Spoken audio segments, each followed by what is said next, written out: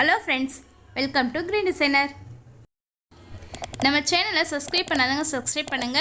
பக்கத்துல இருக்க bell ஐகானையும் press பண்ணுங்க. அப்பதான் நான் போடுற வீடியோஸோட நோட்டிஃபிகேஷன்ஸ் எல்லாமே உங்களுக்கு வரும். டுடே ஆரி கிளாஸ்ல என்ன பார்க்க போறோம் அப்படினா feather stitch type 2 தான் பார்க்க போறோம். நம்ம லாஸ்ட் கிளாஸ்ல type 1 பார்த்திருந்தோம். இப்போ நம்ம type 2 எப்படி வர்க் பண்ணலாம்ன்றத பார்க்கலாம். ஜஸ்ட் இந்த மாதிரி நம்ம இந்த டாப்ல இருந்து ஸ்டார்ட் பண்ணனும். நம்ம ட்ரா பண்ணிருக்க இந்த லீஃப் ஷேப்ல மேல இருந்து நம்ம த்ரெட் எடுக்கணும். இந்த மாதிரி த்ரெட் எடுத்து இந்த லீஃப் உடைய பாதியில ஒரு லாங் ஸ்டிட்ச் போடணும். பாருங்க இந்த மாதிரி போட்டுட்டு அகைன் நம்ம ஒரு ஷார்ட் போடணும். ஒரு ஸ்டார் ஸ்டிட்ச் போடணும். போட்டுட்டு இந்த மாதிரி ரைட் சைடுல நம்ம டைப் 1ல பாத்தீங்கன்னா நம்ம கொஞ்சம் நெருக்கமா கொடுத்திருப்போம். அந்த மாதிரி இல்லாம கொஞ்சம் கேப்ல இந்த மாதிரி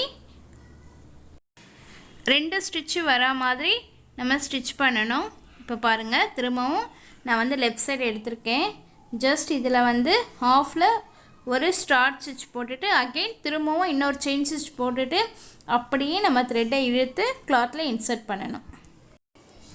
டைப் 1ல பாத்தீங்கன்னா இதே ஸ்டிட்சஸை நம்ம நெருக்கமா வர்க் பண்ணிருந்தோம். இது பாத்தீங்கன்னா கொஞ்சம் கேப்னஸ் இருந்து ஒரே லெவல்ல மெயின்टेन பண்ணனும்.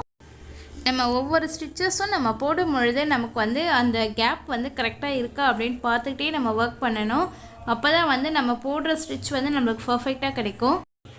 இப்போ இந்த இடத்துல பாருங்க ஸ்ட்ரெயின் ஸ்டிட்ச் போட்டுட்டு அகைன் இன்னொரு ஸ்டிட்ச் எடுக்கிறேன். இப்போ பாருங்க இங்க இருந்து நம்ம த்ரெட் வந்து இழுக்கும் பொழுது கீழே வந்து நமக்கு லெவலா வரணும் த்ரெட். இந்த மாதிரி டைட் கொடுத்து நம்ம ஸ்ட்ரெயின் ஸ்டிச்சஸ் போட்டோம்னா தான் நமக்கு வந்து இந்த ஃபெதர் ஸ்டிட்ச் வந்து நல்லா இருக்கும். இங்க பாருங்க அகைன் திரும்பவும் ஒரு பெரிய ஷார்ட் ஸ்டிட்ச் போட்டுட்டு அகைன் செயின் ஸ்டிட்ச் போட்டுட்டு நம்ம த்ரெட்டை கொண்டு வரணும்.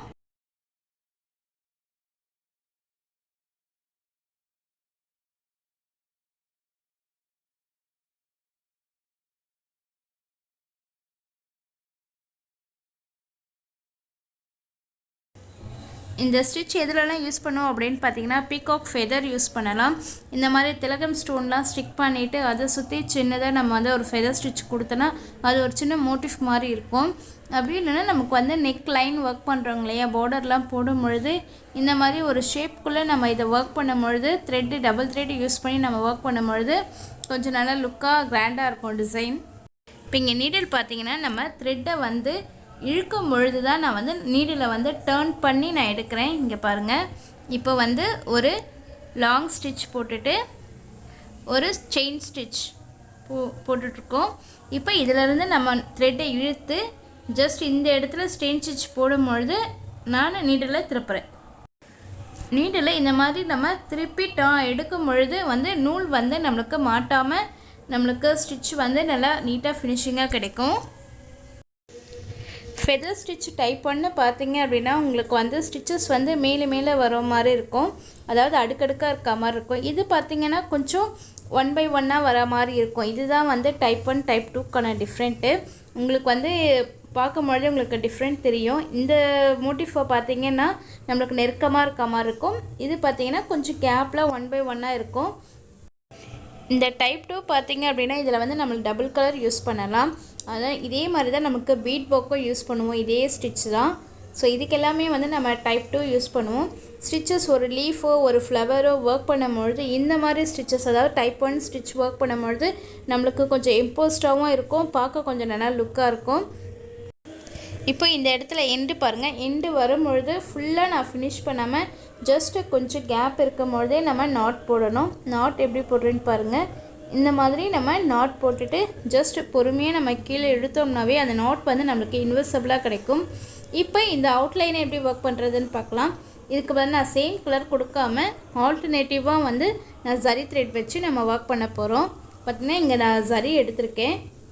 இப்போ இது பாத்தீங்கன்னா ஜஸ்ட் இந்த மாதிரி குட்டி குட்டி செயின் ஸ்டிச்சஸா நம்ம போடும்போது கொஞ்சம் நமக்கு வந்து பார்க்க நல்லா லுக்கா இருக்கும். நம்ம செயின் ஸ்டிட்ச் போட்டுட்டே வரும்போது அந்த ஷேப்புக்கு ஏத்த மாதிரி நம்ம கொடுக்கும்போது கொஞ்சம் இன்னும் நல்லா நீட்டா இருக்கும். அவுட்லைன் பாத்தீங்கன்னா நீ ஜரி தான் கொடுக்கணும் அப்படினு இல்ல. நம்ம silk thread யூஸ் பண்ணி கொடுக்கலாம். பீட்ஸ் யூஸ் பண்ணலாம். நம்மளுடைய லோடிங் டைப் அந்த மாதிரி டைப்பையும் யூஸ் பண்ணி கொடுக்கும் பொழுது நம்மளுக்கு டிசைன்ஸ் வந்து நல்லாயிருக்கும். எல்லாமே வந்து நம்மளுடைய க்ரியேட்டிவிட்டி தான். நம்ம எந்த அளவுக்கு நம்ம க்ரியேட்டிவிட்டியாக நம்ம ஒர்க் பண்ணுறோம், நம்மளுடைய ஒர்க்குடைய டெடிகேஷன் தான் வந்து நமக்கு நல்லா ஒர்க் பண்ணி கொடுக்க முடியும். நம்ம ஸ்டூடெண்ட்ஸ் எல்லாருமே வந்து நல்லா வந்து ஆரி ஒர்க் இப்போ போட்டுட்ருக்கீங்க. உங்கள் ஸ்டிச்சஸ் எல்லாம் நான் வாட்ஸ்அப்பில் பார்த்துட்ருக்கேன்.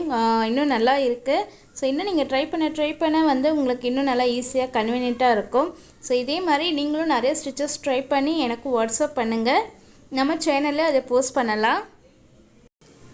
நம்ம ஸ்டூடெண்ட்ஸில் ஒரு சிலர் வந்து இந்த த்ரெட் ஒர்க்லாம் எடுக்கும்பொழுது எனக்கு கொஞ்சம் கஷ்டமாக இருக்குது மேடம் அப்படின்னு சொல்கிறாங்க.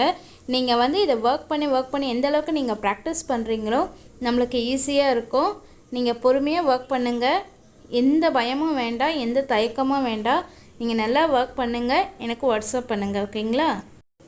இப்போ பார்த்தீங்கன்னா உங்களுக்கு கிளியராக டிஃப்ரெண்ட் தெரியும் டைப் 1க்கும் டைப் 2 ஸ்டிச்சஸ்க்கும். இப்போ பாருங்கள், இது கொஞ்சம் நெருக்கமாகவும் இது கொஞ்சம் தள்ளியும் இருக்கும்.